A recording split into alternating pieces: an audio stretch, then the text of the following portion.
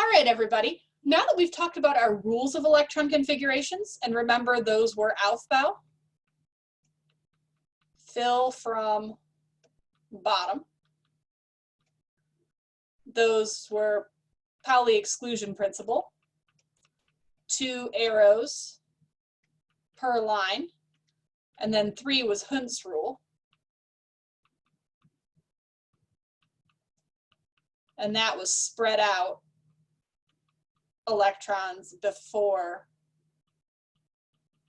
pairing them. Now that we have those 3 rules, we're ready to put them to work to describe where the electrons are in an atom. And so let's get our terms straight first.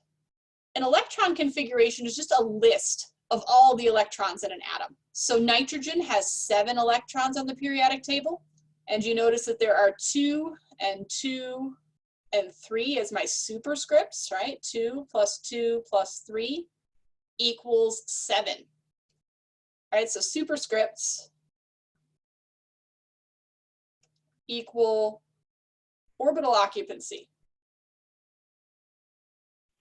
If you add up those superscripts, you had better get the total number of electrons in that atom, otherwise something funny happened.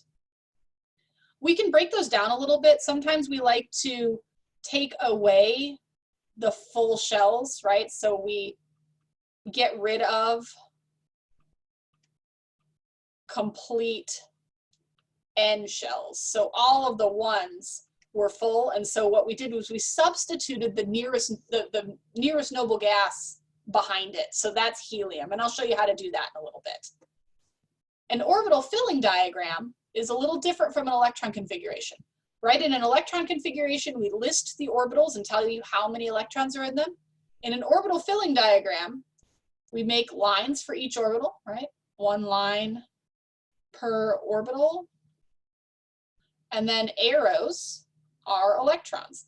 And this is also nitrogen, right? There's 2 electrons here, and 2 electrons here, and 3 electrons here. This is just a picture version. So an electron configuration is a list, an orbital filling diagram is a picture. We'll make both of them and see how they work. They're very, very much related to the Aufbau principle, right? We start at the bottom, we work our way up. Pauli says that I am not allowed to have more than 2 electrons per line. Hund says that I need to spread things out before I pair them. So I'm going to just start making myself a diagram that we'll fill up later. 1s, 2s, 2p, 3s, 3p, and remember 4s sneaks its way in here, and then 3d. Pay attention to the lines. Remember, there's 3 lines for a p orbital. Why? -1, 0, and +1 from M sub L quantum numbers. Same thing here. There's 5 lines for a d orbital. And I have 21 electrons, so I just start and fill my way up. 1, 2, 3, 4. I've hit 3 lines on the same level, so 5, 6, 7, 8, 9, 10. I spread them out before I paired them. 2, 4, 6, 8, 10, 11, 12, 13, 14, 15, 16, 17, 18, 19, 20, 21. So this right here is my orbital diagram. Sometimes it's a little easier to start with the picture because you see where the arrows go, and then break it down into a list. And my list would be 1s2, because there's 2 arrows on it, 2s2, 2p6, 3s2, 3p6, 4s2, 3d10. I did not do a very good job fitting that, so let me make it a little bit bigger up here. 1s2, 2s2, 2p6, 3s2, 3p6, 4s2, 3d1. Again, if I add up all of those numbers, 2 plus 2 plus 6 plus 2 plus 6 plus 2 plus 1, it's the 21 electrons I expected.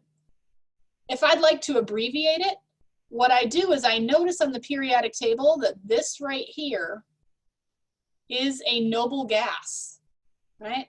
And here's my periodic table on the next page. A noble gas with 18 electrons is argon.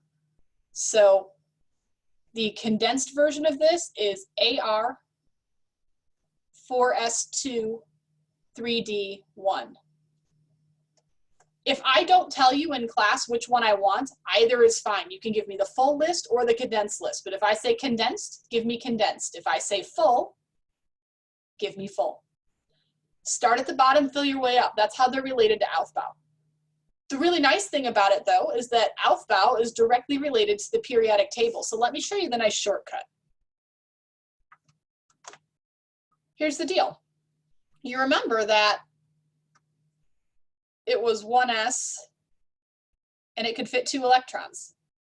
You notice that there's 2 rows or 2 elements in the first line, and then there's 2s and 2p. And those could fit 1, 2, 3, 4, 5, 6, 7, 8, right? 1, 2, 3, 4, 5, 6, 7, 8. So what we think about is that the first row is filling 1s. These two are filling 2s. This set is filling 2p, 3p, sorry, 3s, my apologies, 3p, 4s. And you remember that 3D snuck in? 3D has 10 slots. Guess what? There's 10 elements starting from scandium and working my way across 3D. 4s, 5p. Now, what we end up with is 4D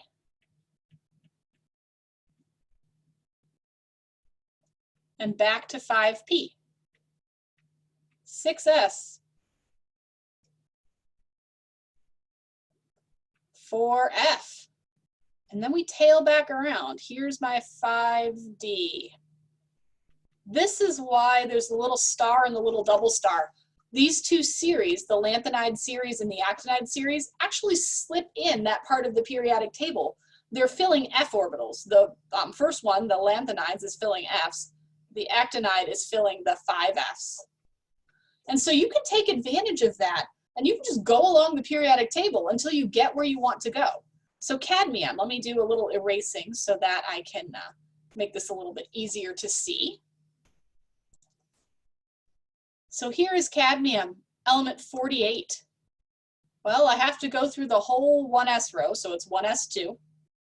And then I go through the 2s and the 2p, and I still haven't hit cadmium yet. 2s2, 2p6. There's my 3s2 and my 3p6. Still not to cadmium. Here's my 4s2. I have to go all the way through the 3ds. Now I'm into my 4p's. Here's my 5s's. Almost there. 1, 2, 3, 4, 5, 6, 7, 8, 9, 10. 4D10. So I just go ahead and count myself off through the periodic table, through my orbital filling until I get where I want to go. The noble gas that I passed on my way to chromium, the last noble gas that I passed is krypton. And so krypton corresponds to everything up to the last row, right? You know how I went through row 4, period 4? This is period 4 right here. So this is abbreviated as krypton, Kr. 5s2, 4d10. So this is my full electron configuration. This is my condensed. Because I wasn't specific in this question, either one is fine. Let's practice a couple more. How about iodine? And this is the orbital diagram. Now you notice me draw them stacked like this, where I went from low to high. I do want you to know that some people will stack them to the right and left. So 1s and 2s and 2p, etc. I'm okay with either version. I'm going to do the sideways version here because that's what I have. I don't have vertical space. But I have iodine here, and it looks like I'm going to go all the way through the 4th row, and I am going to go through the 5th row to the D's, and then 1, 2, 3, 4, 5. So this is going to end with 5p5. I'm just going to draw myself out, right? I'm going to draw all my orbitals until I get to 5p5. And now I fill. The good news is up until 5p5, they're all full. So I don't have to think very hard about how I fill them. Up and down. But I still practice my Hund's rule where I spread them out before I pair them.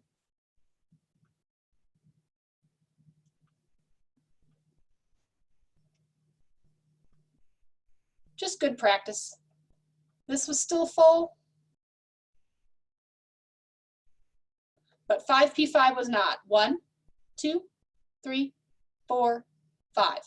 It's a big orbital diagram, but we did get there. All of those 53 electrons are accounted for. Let's do another one. Chromium is up here. Now, looks like 4s2, 1, 2, 3, 4, okay? So I'm gonna do my noble gas because it's shorter. Argon is the last one I passed on the way to chromium. 4s2, 3d4. And if you put that on a test or quiz, I'm gonna cross it out because it's not quite correct. Here's the rule. Half filled or filled D is better. You can steal 1 from S to be half filled or full. So the true electron configuration for chromium is argon 4s1, 3d5. I go through this first, right? I start here and then I notice, oh, well, I'm almost to a halfway, so I better just steal. And so this group right here is N1, let's make that look right. NS1, N-1D5, right? This is an S1D5 configuration. And then the other place that it happens is here. NS1, N-1D10, right? There are 2 places where stealing happens. It's the group with chromium and it's the group with copper. All of those elements steal. Everybody else is fair game. There's also weirdos down in the lanthanides and actinides, but we really don't think very hard about them. They are crazy. So again, chromium is an exception to Aufbau. So just remember we've got these 2 groups that are oddballs, they're stealers. With that in mind, you should be able to do any electron configuration you want, just as long as you have a periodic table in front of you.